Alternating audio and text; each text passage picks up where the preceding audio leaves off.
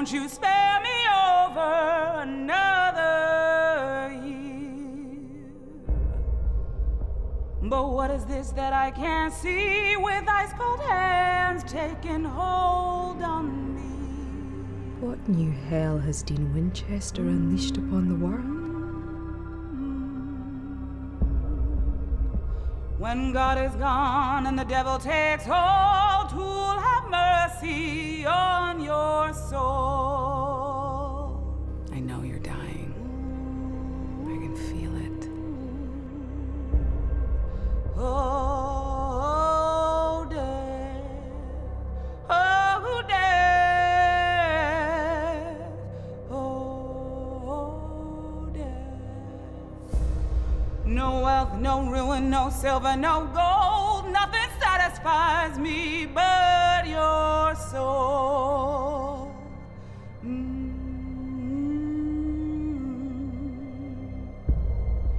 Well, I am death, none can excel. I'll open the door to heaven or hell. We need your help, God. We need to know there's hope. Oh, death. My name is Death, and the end is here.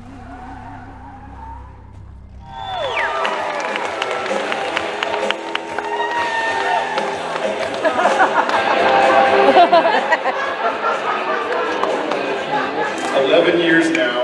He's been the blue tape and I've been the red tape. Explain what that means. So when we go to set and they set up our marks, sometimes we'll be changing to our Fed suits, Fed threads they call it.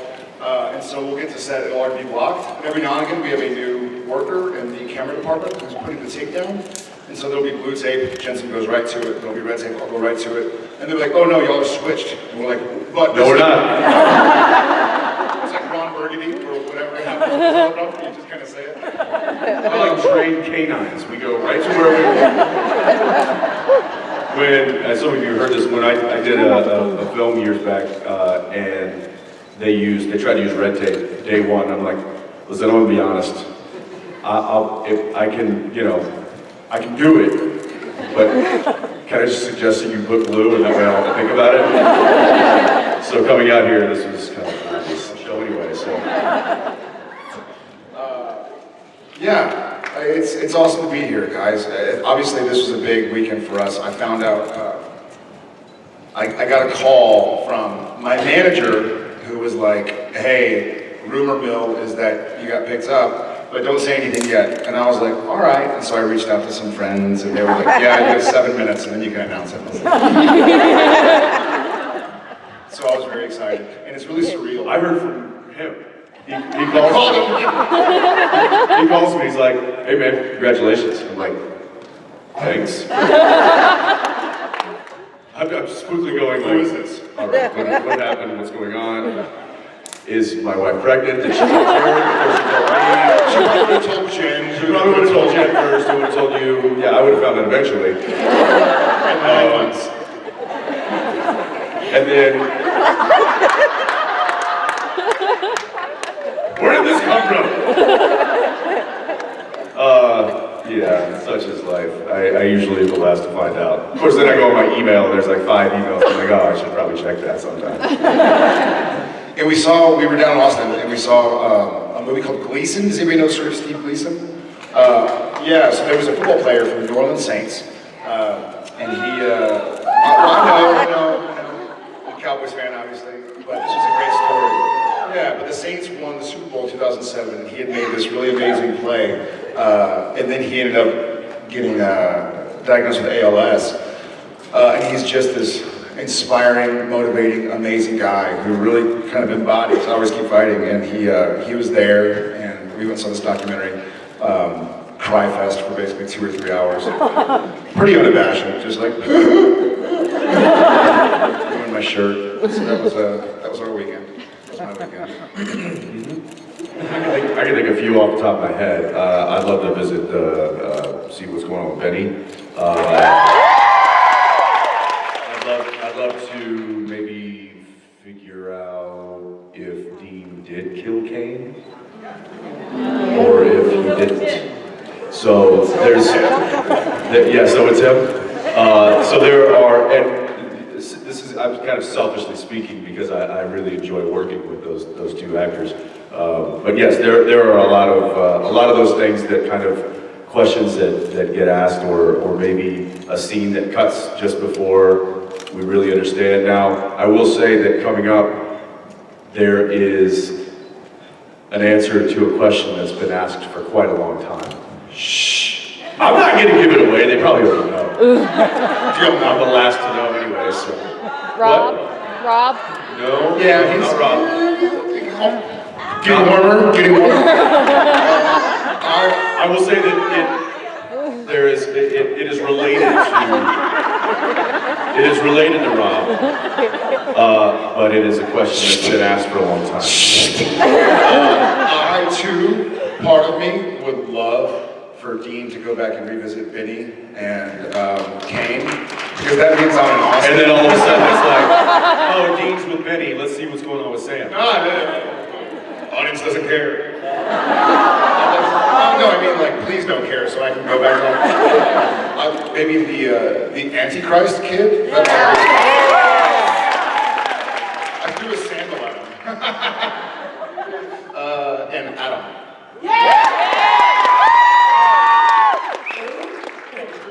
Who? Yeah, the name. Yeah, Voldemort. I would like to see the heavenly celestial card game that's going on between John Winchester, Bobby Singer, Rufus. I wish we could have posted that video already. What video? From Phil. When did we get the clearance? We have another. You have clearance, Clarence. Roger, what's our next one?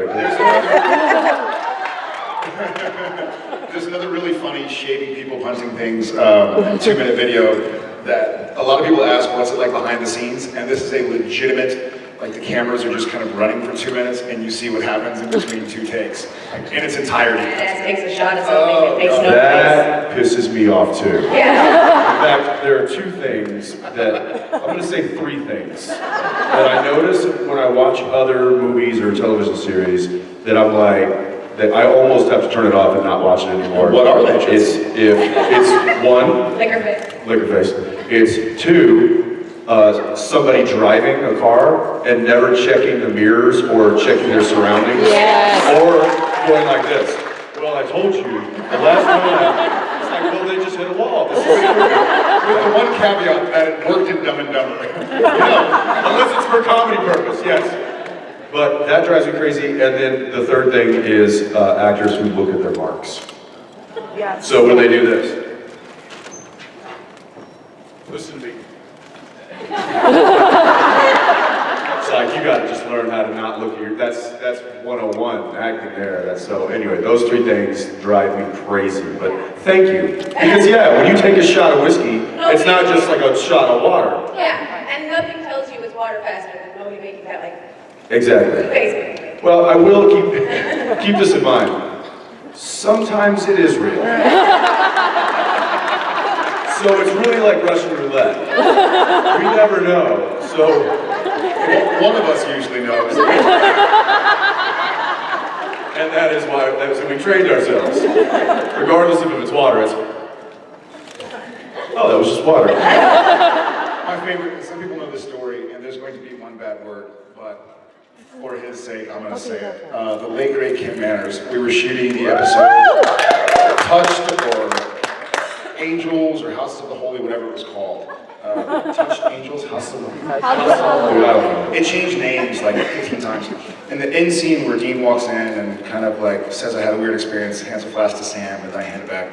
It was a pretty emotional scene, and we weren't really sure what to make of it just yet because the show hadn't gone in that area. We're like, how do we treat it? Do we treat it like it's a zombie? Do we treat it like maybe the boys are hopeful that there are angels and then possibly demons? Anyways, somebody, I legitimately don't remember if it was Jensen or me, put Jack Daniels in the flask. And so, it must have been you, because I didn't know yet, because the scene is he walks in and takes a drink, and then he hands it to me, and I kind of take a drink. And I remember doing it on camera the first time, being like, and so a few takes of that, and Manners comes in to give us some direction, as a director does. And Ackles just kind of like undoes the flask, leaves it up to Manners, and Manners is like, wow. Ackles is like, here you go. Manners goes, you fucking idiots, here. And that was it. It was like finished giving us direction and walked back. He wasn't pissed. We were getting the work done. He was like, idiots. Like, here you go, idiots. Do you remember the one time you did go to bat? Well, the most recent time you really went to bat with the writers? It made it to the gag reel. You directed the episode. Oh yeah, the hammer. The hammer versus the knife. And so finally, he really wanted the ball peen hammer, and the writers wanted the knife. For the Demon Dean. Demon Dean to chase him around. Season. And so finally, when we free him from Demon, we're like, why did you grab a hammer? Why did you grab a knife or something? All right, next. Okay, Mark. Yes, of course, over the past 200 and... Bunch. Good question. Yeah, so over that many episodes, sure, we read things, we're like, what? But, you know, we're also... 238. Johnny on the spot here.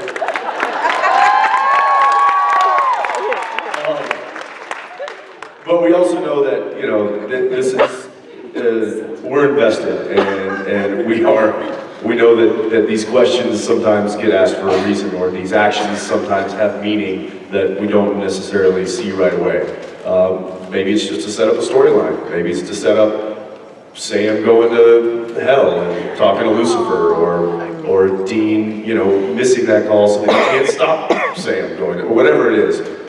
There's generally a method to the madness, and we have to trust that the writers have a method, and so far they have. So, you know, we hope you do too. The only times that I feel like, Sam, Dean, you're such idiots, is when it's actually like a fight scene scenario where maybe we've finished most of the sigil with like a finger, and demons run in, and we're like fighting them and losing, and then finally we put the finger up and they explode. And you're like, why didn't they just do it the second the demon?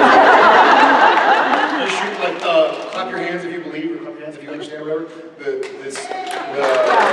your hands if you believe. Oh, that's exactly. Sam's fighting the fairy, and all he has to do is like pour salt open, and he's getting beat up and thrown across the room, and finally he's about to die, and he like pours salt, and so the guy starts picking up the salt or whatever and counting it. I actually added the line, like, why did I do that in the first place? And they kept it. We have something else coming up like that, where you're like, why didn't they just finish this, which would have taken a millisecond before getting beat up for like 15 hours. Because then they wouldn't have the scene of them getting beaten up, and the bad guy wouldn't have been able to give his exposition about why he's doing what he's doing. There's 100 times when it's like, they are highly trained, they've been doing this their entire life. How when they get thrown across a room, does their weapon always fly in a place that they can't find it? What isn't that? You know, like, first of all, two things.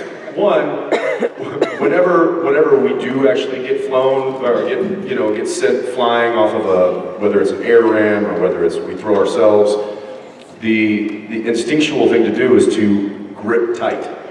So I've actually had to tell my stunt double, Todd Scott, multiple times, dude, you gotta lose the knife when you get thrown through the closet. And he's like, right, got it. Every time.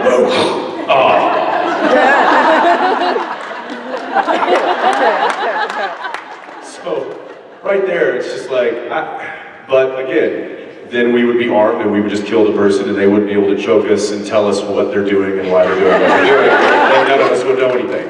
So, and then, also, we wouldn't be able to get saved by our brother. That's right. Love y'all guys. All right, guys, we'll see y'all.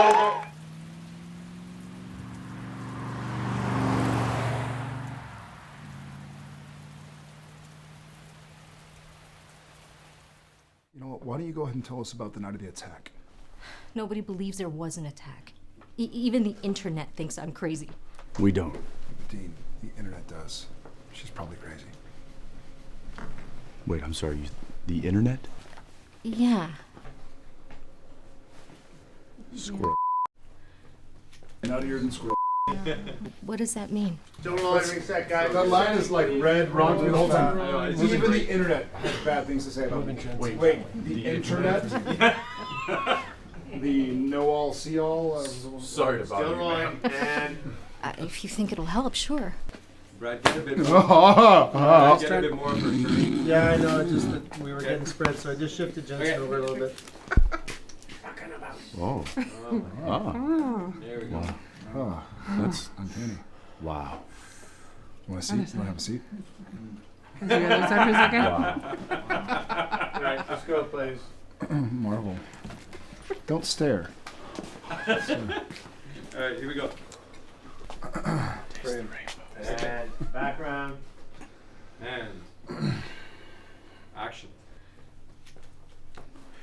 Thank you for your time. Love the shirt. Hey, notice that his has a pad on the microphone. Mine does not. Why is that? Because you hit it.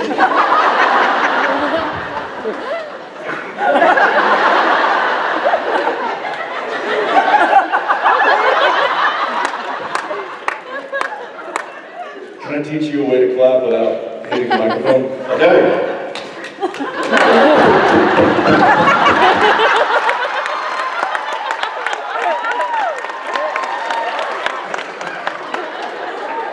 You're just trying to make me look stupid. Sure, just do this. I don't have to try. Why don't I do this?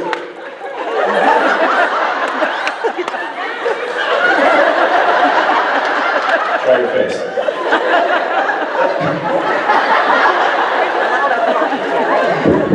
11 years.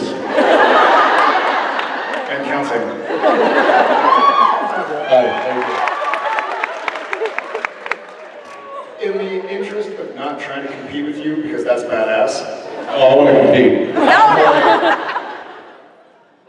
The guitar, moderately. If you're going to count vocals, then I'll throw that hat in the ring. I can play the spoons. Legitimately. I can clap really well. I can tap my feet. The kazoo. The tambourine. The cowbell. Shaker. Triangle. Shaker. The shaker. And the trombone.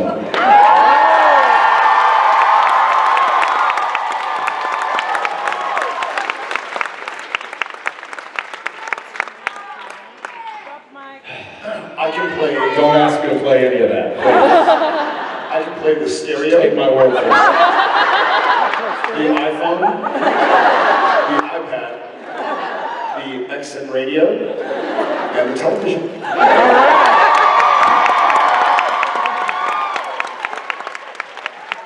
Dude, we gotta start a band.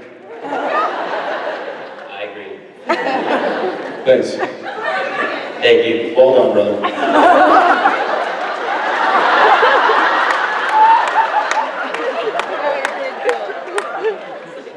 He doesn't even know how to play the microphone. I'm back, man. Toronto at our first con last year. That's fun.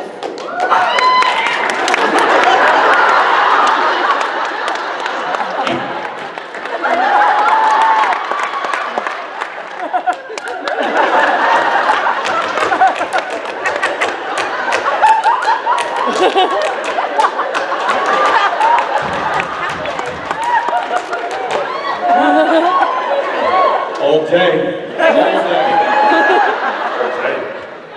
My question is for Jared. A little bit. Take a seat. I am. So, continue to see. I've seen pictures of you with the guitar, and but I've never seen on YouTube or anything or heard you play. So I was curious, what got you into playing guitar? Have you ever taken lessons? Do you have a song that you can even play all the way through? Because I know I can't. I can destroy Twinkle Twinkle Little Star. I do like guitar. My buddy Matt, who I did that Chevy commercial with, first got me a guitar. He bought me a Led Zeppelin songbook, which is a really bad thing to buy somebody who's never played guitar, because it's not really beginner level. I used to play a lot in high school, and I think on the weekends, people will be like, hey, come over to the house, everybody brings a guitar. It was all, everybody do 4 chords, and we'd play loudly and sing badly. And I played a lot before I got Supernatural, and I played a lot before I had dogs and kids and a wife and travel. I'm trying to get back into it now. But then I watch guys like Billy, and I'm like, why am I even playing?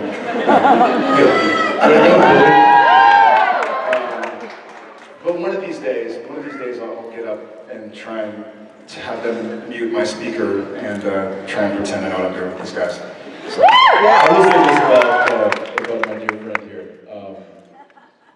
Whenever I knock on his trailer door and we're working, I'll come in, talk to him about something or run some lines or whatever. He's generally got a guitar in his lap. And he's trying to figure out how to play a certain tune, but it's like, and he'll nail the intro and then it'll stop there. Or he's got a part of it and it's like generally his favorite part of the song. And I don't normally hear him play like a song all the way through. It's more just what we call noodling. And so he does a lot of that and he's very good at it. And I hope you guys would encourage him to continue that.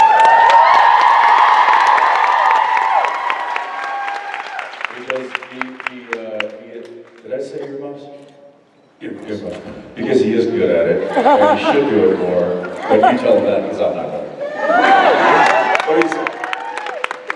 Thanks, Ackles, and thank you, ma'am. Hat on. And Jared, I ever see you in a beanie, even when you're in swim trunks. I was wondering if you consider the beanie your kind of security blanket, and Jensen, if there's something that you always wear with you, kind of like your security blanket.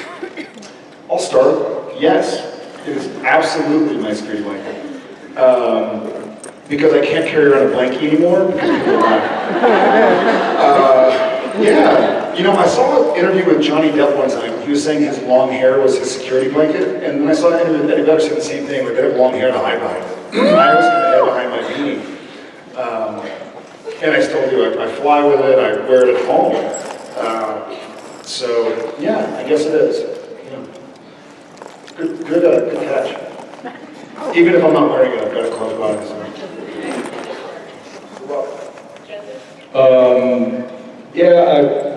I normally have a ball cap on when I'm not either doing this or on camera but if I'm just kind of cruising around, I normally have a ball cap on, but I don't know if I would consider that a security blanket, more just something that I've always been comfortable having, and it's really just because I don't feel like grooming my hair.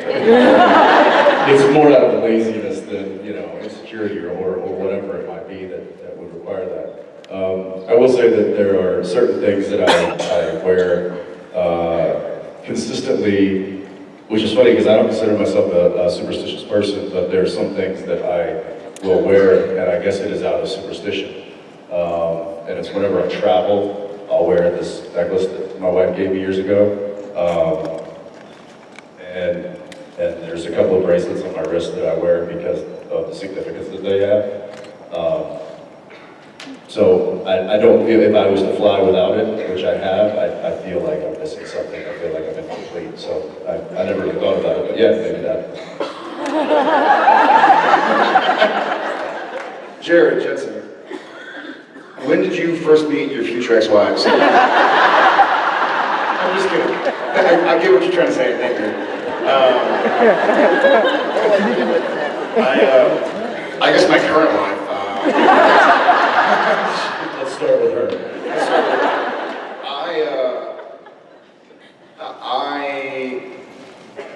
You said something kind of amazing in your question, which is that a lot of people have a tough time or a difficult time explaining to their significant others or themselves what it is. And I guess I feel that I have no way to possibly explain it to myself or to her. I remember that I had been in a relationship and I was single, and I was like, I am not interested in getting a relationship. And then she and I went on a date, and I was like, I can't go anywhere else. I'm not interested. So that's kind of what what started it for me. Yeah, I just feel like she makes me a better person. There are a lot of people that make you a better person, and so that's not enough, I don't think, or maybe it is, who knows. I don't know, I can't really, if I could explain, I'd be a poet, and I would love to be a poet, but she just makes me... Just tap me when you want me to take over.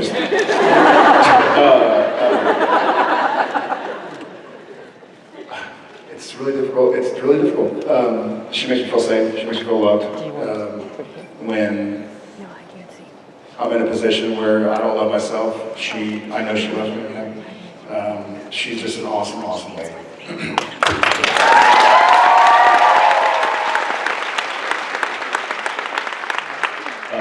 I kind of feel like there's two types of people in regards to marriage and finding that one. It's the ones that just know with an absolute and have a certainty of like, this is the one for me, unequivocally.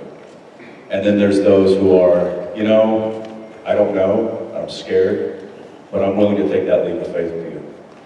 And I kind of found myself somewhere in between both of those. And so it can be a scary endeavor, and it will certainly have its ups and downs. But I think it's a bond, and it's a connection, and it's a friendship, and it's a ride, and it's a journey that if you're willing to stick it out with one another, can be an amazing, beautiful thing. And I'm glad that I picked the partner and the teammate that I have. So, yeah.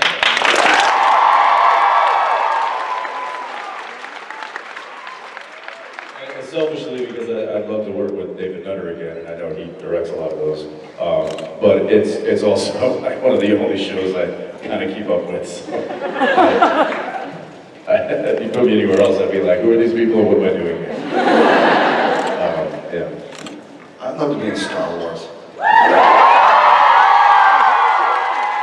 I wanted to be in Harry Potter. That ship has sailed. Did y'all all see the new Star Wars movie? You know when Rey is tied up and there's that stormtrooper and she's like, you will open the door. And he's like, I'm not going to open the door. Do y'all know who that is? Daniel Craig! Yeah, for those who don't know, it's Daniel Craig. He's a big Star Wars fan. And so he was like, can I be in the new movie? I'll put a mask on. And so he's actually just a stormtrooper who has like 3 lines. And I was like, that's cool. Like, that's exactly what I would want to do.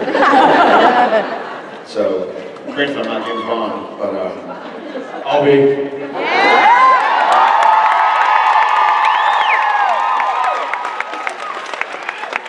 Jensen, you would make an awesome James Bond. thank you for the question. Thank you for watching 11 years. Super cool. He wants to do James Bond, but he wants to do Game of Thrones because he gets to be naked.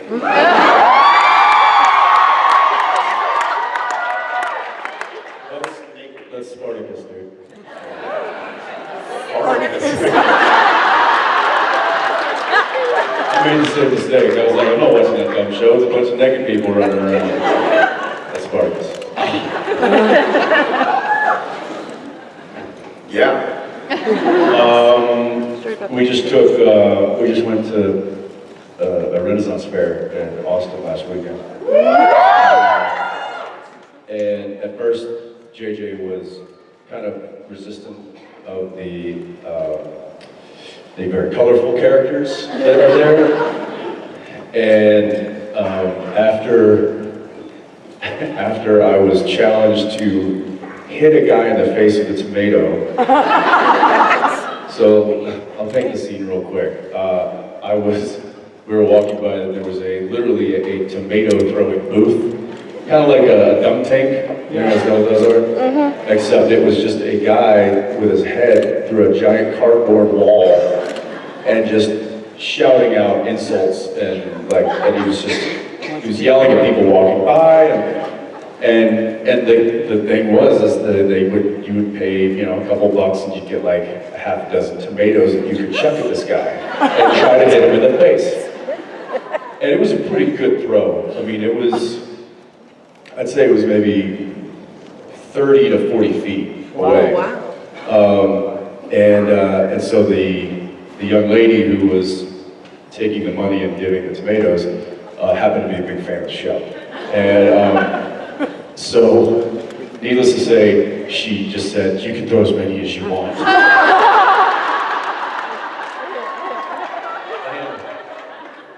And so JJ was busy. She had like a fairy who was talking to her, so she finally asked Danielle to put her princess dress on. So now she was in her princess dress, and she was starting to kind of come around with the whole idea. And then they walk up and look at Danielle and I'm like, so apparently I can throw tomatoes in this guy's face. And he's yelling. He's like, I don't care what show you're on. You probably still have the stink of LA in your face. You have the stink of rejection from all the shows you couldn't get. Oh yeah, he wasn't holding back. He was awesome. And Jensen's like, how does he know? And so JJ's like, what's happening, Daddy? And I'm like, Daddy's gonna try to hit this man in the face with a tomato. And so I fired one, and it hit the car, because it was it was like the size of the stage, and if the guy was like back here, like this, I'm maybe, you're talking maybe 4 or 5 rows deep was where I was standing. Wow. This big of a target. And it took me 5, and the 5th one, I hit him so hard. I'm not kidding. Because with each one, I was like zeroing in on him. And apparently the girl was like, he hasn't been hit all day, so he's really, and I'm like, well, how often does he get hit? She's like, a couple times a weekend. I'm like, that's it? Like, oh. Why don't you accept it? So, I played baseball, I have a decent arm. I was rifling these things in there. I mean, as hard as I could possibly throw this thing. And one hit, boom, and he started mouthing off, and he looked down and right, I didn't even waste time. I just, boom! And it hit him and like split his and it knocked him out of the hole.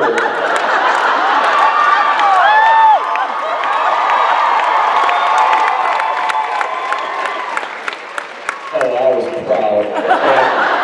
And I was even more proud when I turned to JJ and she was like, yeah, Daddy!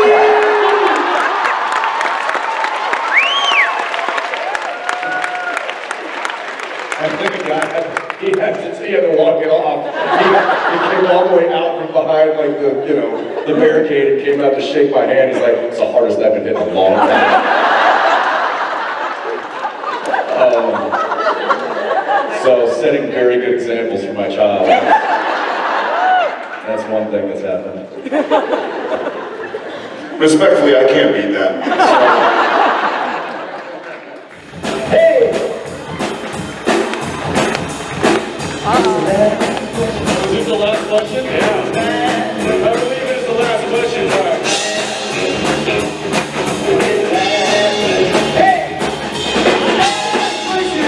No more.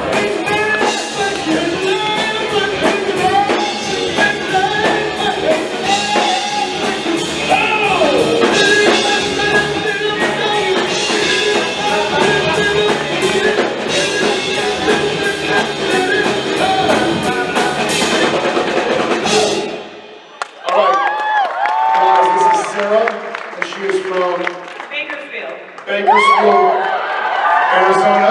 Sarah, would you like to sit down or you just want to hang out? Massachusetts. Good choice. She's from Bakersfield, Illinois. Sarah. Hi there. All right. So, you have the pleasure of asking the very last question. Okay. What is it? Well, as you can see by my shirt, I am campaigning for Crowley Dean 2016. Make America supernatural again. Naturally super again. Yeah. We have the whole cabinet on the back. President Crowley, Vice President Dean, Speaker of the House, Sandy Boy, Secretary of State Gabriel, Treasury, Caltrans. Jesus, you have like 45 different positions. You know a lot of those people are dead. Chief of Staff, Kane.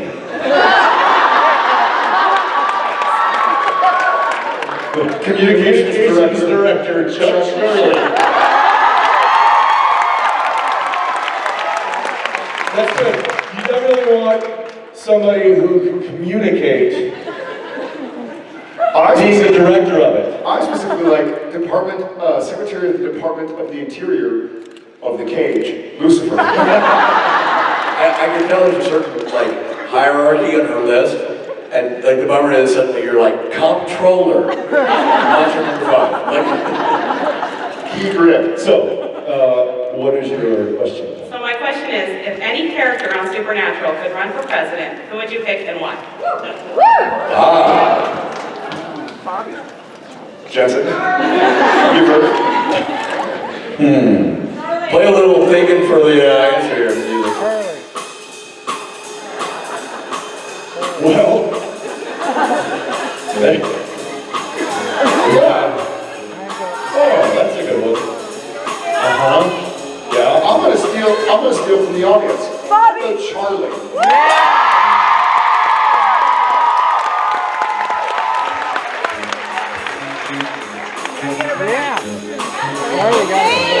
What do you got? Ackles? I'm gonna go with Bobby Singer.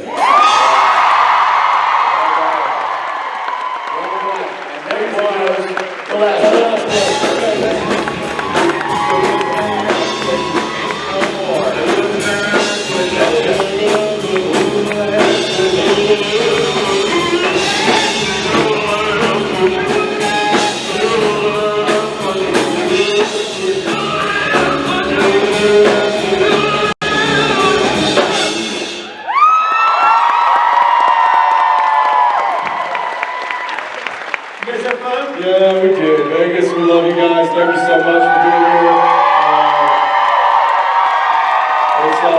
It's a pleasure to share this time with you guys. We're super stoked about season 12. We hope you are too. We hope to see you all very soon. Thank you.